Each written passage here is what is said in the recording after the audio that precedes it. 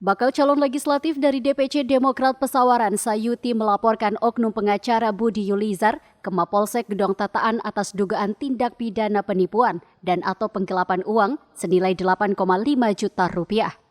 Laporan tersebut tertuang dalam laporan Pol SL Polsek Gedong Tataan, Polres Pesawaran, Polda Lampung tanggal 25 November 2023. Dalam laporan kepolisian tersebut disebutkan bahwa dugaan penggelapan yang dilakukan Budi Yulizar selaku pengacara Sayuti terjadi pada Rabu 8 November 2023 sekira pukul 22.47 waktu Indonesia Barat di Desa Kutoarjo, Gedong Tataan, tepatnya di kantor Bawaslu Pesawaran. Budi Yulizar meminta uang kepada Sayuti dengan cara meminta handphone milik Sayuti dan memaksa untuk memberikan PIN M-Banking, lalu melakukan transfer uang sebesar 8,5 juta rupiah. Menurut Sayuti, Budi Yulizar berdalih uang tersebut digunakan agar tidak dimasalahkan oleh Bawaslu Kabupaten Pesawaran dan direkomendasikan ke KPU untuk masuk dalam daftar calon tetap calon legislatif DPRD Pesawaran.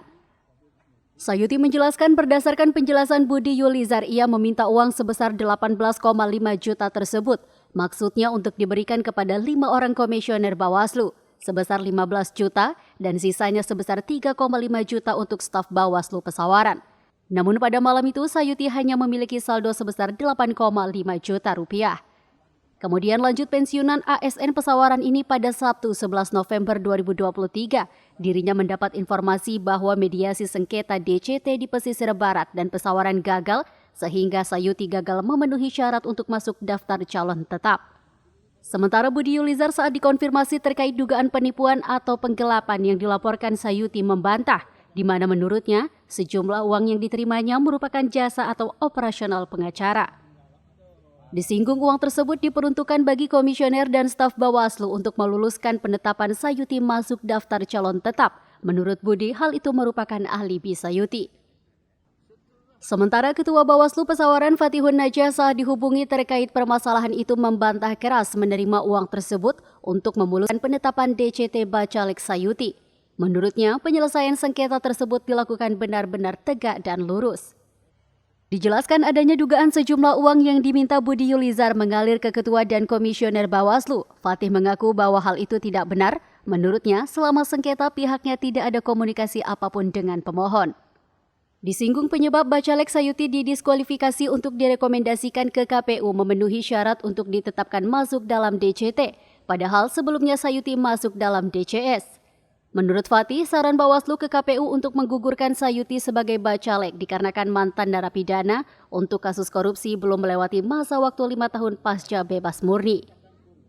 Ditanya soal putusan Mahkamah Agung RI nomor 28 PHUM 2023 yang menyatakan pasal 11 ayat 6 PKPU nomor 10 2023 tentang pencalonan anggota DPRD Provinsi, DPRD Kabupaten atau Kota bertentangan dengan peraturan perundang-undangan yang lebih tinggi, yaitu pasal 240 ayat 1 huruf G Undang-Undang nomor 7 2017 tentang pemilu jungto putusan Mahkamah Konstitusi nomor 87 dan karenanya tidak mempunyai kekuatan hukum mengikat dan tidak berlaku umum. Kemudian menyatakan pasal 18 ayat 2 PKPU 11 2023 untuk memerintahkan termohon mencabut kedua pasal tersebut. Fatih mengaku bahwa dirinya tidak dapat berkomentar banyak terkait putusan MA tersebut. Jadi memberikan secara material jelas dengan nilai sejumlah 8.500.000. Kronologisnya bahwa pada saat saya mengajukan gugatan sengketa dengan setelah selesai persyaratan saya dikumpulkan, diserahkan semua di Bawaslu sampai dengan hampir jam 11 malam tiba-tiba oknum pengacara ini mendatangi saya dan mengatakan bahwa saya harus menyiapkan uang sejumlah 18 juta setengah. Yang maksudnya untuk diberikan kepada 5 komisioner Bawaslu sebesar 15 juta rupiah dan 3 juta sebesar 3 juta setengah untuk staf Bawaslu. Alasan mereka karena mantan napi yang diancam dengan hukuman 5 tahun atau lebih itu harus ada masa jeda 5 tahun setelah dia selesai menjalani pidana. Padahal pada saat itu sebelumnya sudah ada keputusan Mahkamah Agung nomor 28 tahun 2023 pada tanggal 29 September 2023 yang mengatakan bahwa persyaratan pasal ayat 6 itu tidak berlaku, tidak berkekuatan hukum, mengikat dan tidak berlaku untuk ini, sehingga diperintahkan Mahkamah Agung untuk pada KPU termohon untuk dicabut. Pasal 11 ayat 6 persyaratan itu yang sudah 5 tahun, yang 5 tahun itu, dan persyaratan. Pasal 18 ayat 2 PKPU. Itu jelas di situ bahwa persyaratan harus melampirkan surat keterangan dari lembaga pemasyarakatan, surat keputusan yang mempunyai kekuatan hukum tetap dari pengadilan. Kemudian harus secara jujur memberitahukan kepada masyarakat bahwa dia mantan narapidana dan diberitakan secara media.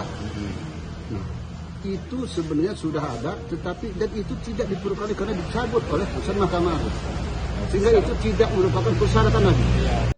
Dari Pesawaran, Fahru Rozi, Saburai TV melaporkan.